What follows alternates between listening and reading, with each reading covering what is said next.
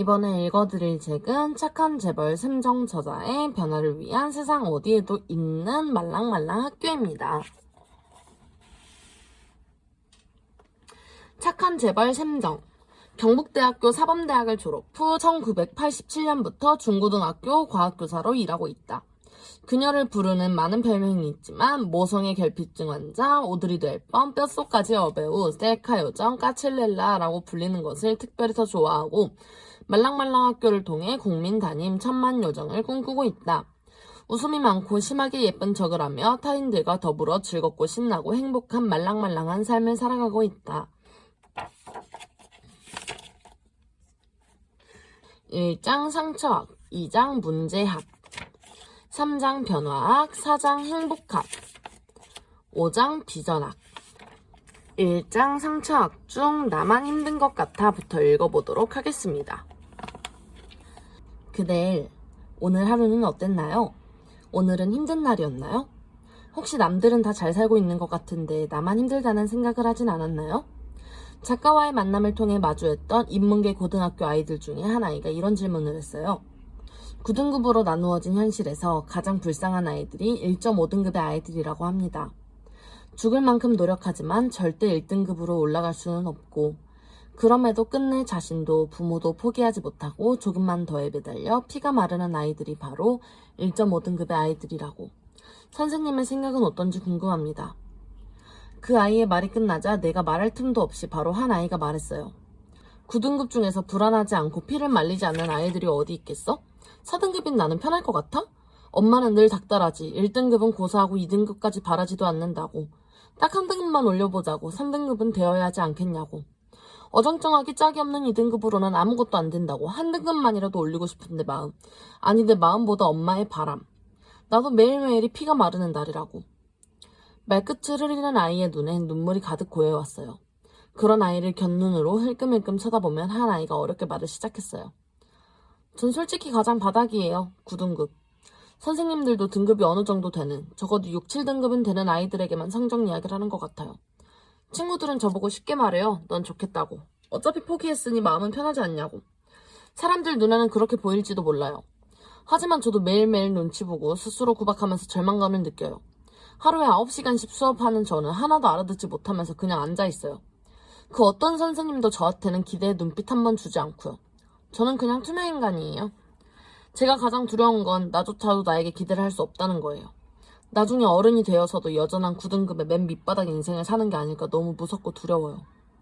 그렇게 아이들은 자신의 이야기를 쏟아내기 시작했고 마지막까지 듣고만 있던 한 아이가 조심스레 자신의 손등을 보여주면서 이야기를 하기 시작했어요. 아이의 손등에는 자해의 흔적이 채 아물지 않은 상처가 선명했습니다. 나도 모르게 칼로 내 손등을 긋고 있었어요. 전 아무 감각도 없었는데 짝이 소리 지르며 울고 그 소리에 반 아이들이 고함 지르고 난리를 치는 통에 퍼뜩 정신을 차리니 손등에서 피가. 저는 이 학교 전교 1등입니다. 아직까지는 한 번도 1등을 놓쳐본 적이 없어요. 하지만 전 늘 불안에 시달려요. 매일 5층의 우리 반 교실에 저 혼자 1층 교실로 떨어지는 꿈을 꿔요. 제가 앉은 자리만 구멍이 뻥 뚫리면서 혼자 1층으로 떨어지는데 그 공포는 말로 표현하기 어려워요. 사람들이 넌 무엇이 걱정이냐고 하지만 언제 2등이 되고 5등이 되고 10등 밖으로 밀려날지 모른다는 불안감. 그 불안감이 봤던 책을 보고 또 보고 또 보게 해요. 책을 덮으면 불안해서 잘 때 교과서를 책상 위에 쭉 펼쳐놓고 자는 버릇도 생겼어요. 지금은 침대의 절반이 책이에요. 자다가 눈 떠서 바로 볼 수 있게 침대에 책을 펴두어야만 잠들 수 있거든요. 아이들은 자신들에게 가장 절실하고 간절한 것이 무엇인지 아느냐고 내게 다시 물었고 대답 역시 자신들이 하더군요. 스마트폰을 마음대로 하는 거? 인터넷 게임 실컷 하는 거? 그들이 가장 원하는 것은 내 마음 좀 알아주세요 였습니다. 한다고 했는데 성적이 라고 힘들게 말했을 때 한다고 한 성적이 겨우 이 모양이야? 어쩌려고 이러니? 이런 성적으로 도대체 뭘 할 수 있다는 거야? 그걸 공부했다고 하면 안 되지. 그만큼 해서 성적이 오를 거라 생각한 거야? 너 공부하는 거 보면서 뻔할 거라고 생각했어. 그럼 그렇지. 라는 말 대신 그랬구나 한다고 했는데 결과가 기대에 미치지 못해서 많이 속상하고 서운하겠구나. 라며 자신들의 마음을 좀 알아달라고 그러면서 입모아 말하더군요. 나만 힘든 줄 알았어요. 다른 애들은 다 잘하고 있는데 나만 죽을 만큼 힘들다고 생각했는데. 힘들지만 그렇지 않은 척 자기는 잘 해내고 있는 척 또 괜찮은 척하면서 가면을 쓰고 살고 있었다고. 힘든 티를 내면 그 또한 지는 거라고 생각하면 참고 살았다고. 그런데 오늘 자신뿐만 아니라 바로 옆에 친구도 그 옆에 친구도 고통과 상처를 안고 살아간다는 것을 알게 되었다고. 그러면서 이럽니다. 우리가 어쩌다가 이런 마음의 이야기를 다 하게 됐지? 다 털어놓고 나니까 제대로 숨이 쉬어지는 것 같아. 이렇게 솔직하게 내 마음 이야기해본 적은 처음인 것 같아. 힘들다는 표현조차 지는 것이라고 생각하며 살고 있는 힘든 마음을 가지고 있는 그대로 털어놓을 곳이 없어 외롭게 혼자 안으로 골마가고 있는 아이들의 이야기를 들으면서 많은 생각을 하게 되더군요. 그대 엘, 나에게 물어봐 줄래요? 목소리 내어 말해줘요. 지금 힘든가요? 라고. 그러면 샘정이 대답할게요. 네 라고. 나도 힘든 일이 많거든요. 그대 엘이 또 말해줄래요? 목소리 내어 내게 들리게 말해줘요. 그렇군요. 샘정도 힘들군요. 나만 힘든 게 아니군요. 라고. 그대 애를 가장 힘들게 하는 이야기를 샘정에게 들려줄래요? 내가 들어줄게요. 글로 적어보아도 좋고요. 그땐 정말 왜 그랬을까? 그대 애는 찾아가고 싶은 혹은 가끔 찾아가는 학창시절 선생님이 있나요? 내가 재벌인 이유 중 하나는 30년 넘는 교직생활 동안 함께했던 학생들 덕분이에요. 제자가 많은 샘정은 사람 재벌이거든요.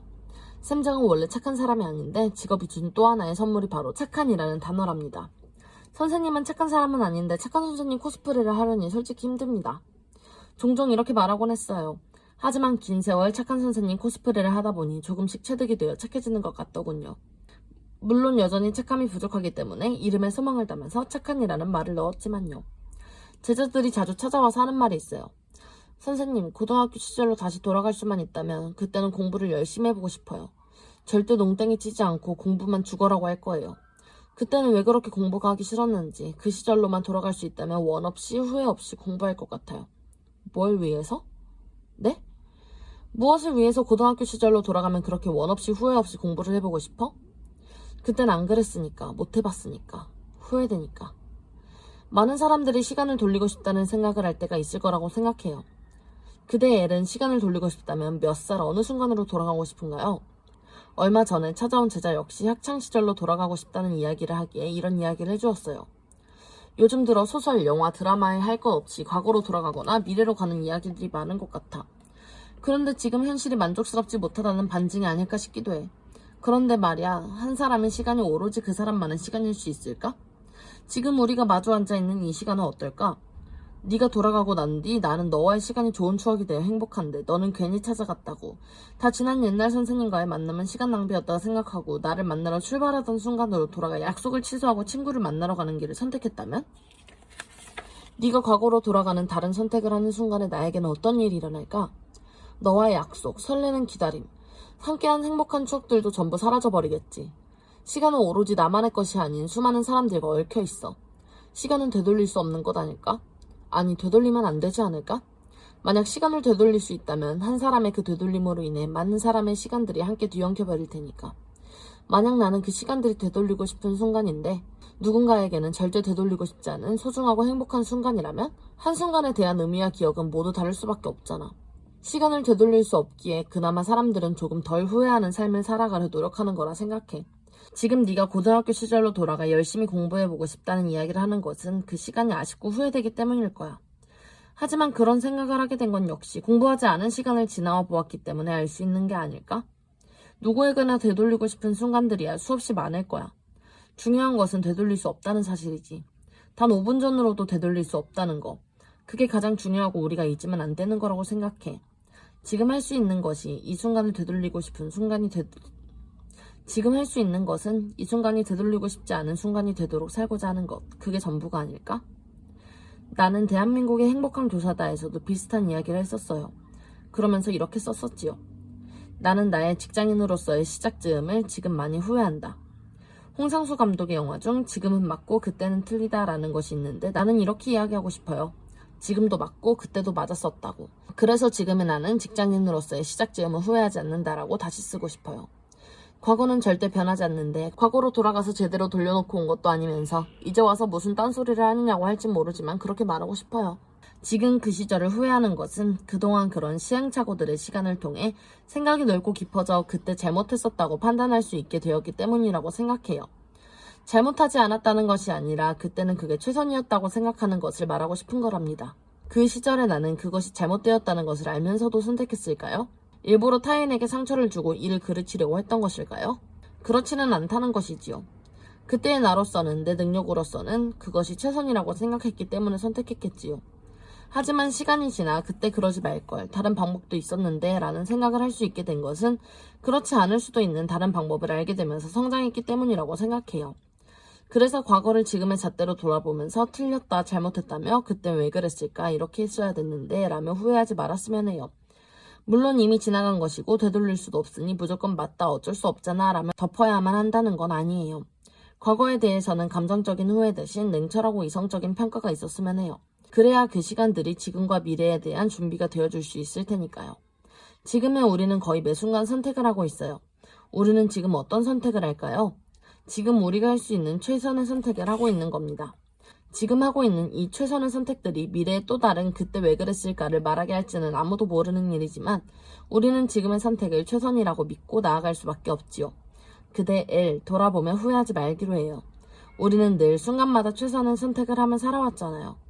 비록 그것이 지금 나에게는 만족스럽지 않아 보여도 우린 우리의 과거를 있는 그대로 인정하기로 해요.